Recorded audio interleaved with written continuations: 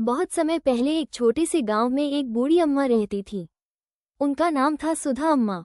अम्मा के पास एक बगीचा था जिसमें आम, अमरूद और केले के पेड़ लगे थे। लेकिन बगीचे के कोने में एक पपीते का छोटा सा पौधा भी था जो किसी ने वहां फेंक दिया था। एक दिन अम्मा ने देखा कि उस पपीते पर एक चमकीला सोने जैसा फल लटक रहा है। उन्होंने हैरानी से सोचा, इतना सुंदर पपीता मैंने कभी नहीं देखा। अम्मा ने पपीते को तोड़कर रसोई में रखा। जैसे ही उन्होंने उसे चाकू से काटा, पपीते से रंग बिरंगी रोशनी निकलने लगी। कमरे में चारों तरफ सुनहरी चमक फैल गई। अम्मा डर गईं और पास खड़ी उनकी पोती चिनकी बोली, अम्मा, ये कोई साधारण पपीता नहीं है, ये तो जादुई है। रात में अम्मा ने सपना देखा। सपने में एक बूढ़ा साधु आए और बोले, सुधा, ये जादुई पपीता है, जो भी इसका एक टुकड़ा खाएगा उसकी एक सच्ची इच्छा पूरी होगी। लेकिन याद रखना, लालच मत करना, केवल एक इच्छा मांगनी है। सुबह हुई, पूरे गांव में पपीते की चर्चा होने लगी। हर कोई अपने दुख मिटाना चाहता था। कोई धन मांगना चाहता था, कोई बड़ी हवेली। लेकिन अम्मा ने सबसे पहले एक टुकड़ा काटकर अपने हाथ में लिया और आंखें बंद कर लीं। उन्होंने मन में कहा, हे भगवान, मेरे गांव में कोई भूखा न रहे। जैसे ही उन्होंने टुकड़ा खाया, अचानक गांव में सबके घर अन्न से भर गए। गरीबों के घरों में मिठाइयाँ और अनाज के ढेर लग गए। गांव वाले खुशी से झूम उठे।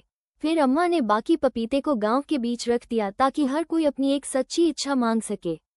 किसी ने अपनी माँ की बीमारी ठीक होने की मन्नत मांगी, किसी ने अपने बच्चे के लिए पढ़ाई का वरदान।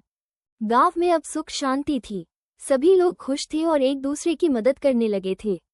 लेकिन हर कहानी में एक मोड़ आता है। गांव के बाहर एक आदमी रहता था, भोलू लाल। वो बहुत लालची और चालाक था। जब उसे गांव की इस जादुई पपीते की बात पता चली तो उसकी आंखों में लालच चमक उठा। अगर मेरे पास ऐसा जादुई पपीता हो तो मैं राजा बन जाऊं, पूरे देश पर राज करूं।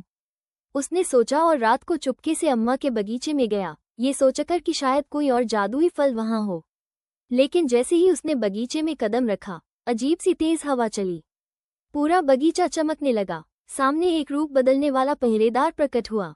वो बोला, ये बगीचा अब साधारण नहीं रहा, यह उन लोगों के लिए है जो निस्वार्थ हों। अगर तुम यहाँ किसी बुरे इरादे से आए हो तो परिणाम भुगतने को तैयार रहो। भोलू लाल डर गया, लेकिन फिर भी बोला, मुझे सिर्फ एक फल चाहिए, मैं राजा बनना चाहता हूँ। पहरेदार ने उसकी ओर देखा और बोला, ठीक है, लेकिन तुम्हें पहले परीक्षा देनी होगी। अगर पास हुए तो पाओगे वरदान, वरना सब कुछ खो दोगे। परीक्षा शुरू हुई। 3 द्वार भोलू को 3 दरवाजों के सामने खड़ा किया गया। पहला दरवाजा, सच का रास्ता।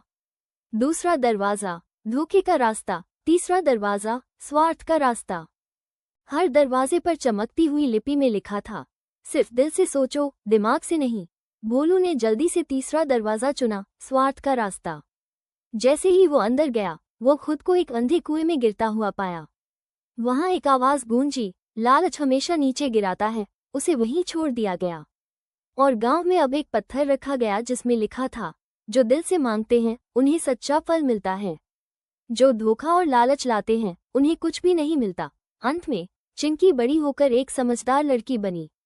उसने गांव में एक स्कूल खोला, जादुई पपीता विद्यालय, जहां बच्चों को सिखाया जाता, ग्रेटर दैन, सच्ची ताकत जादू में नहीं, नियत और नेक इरादों में होती है।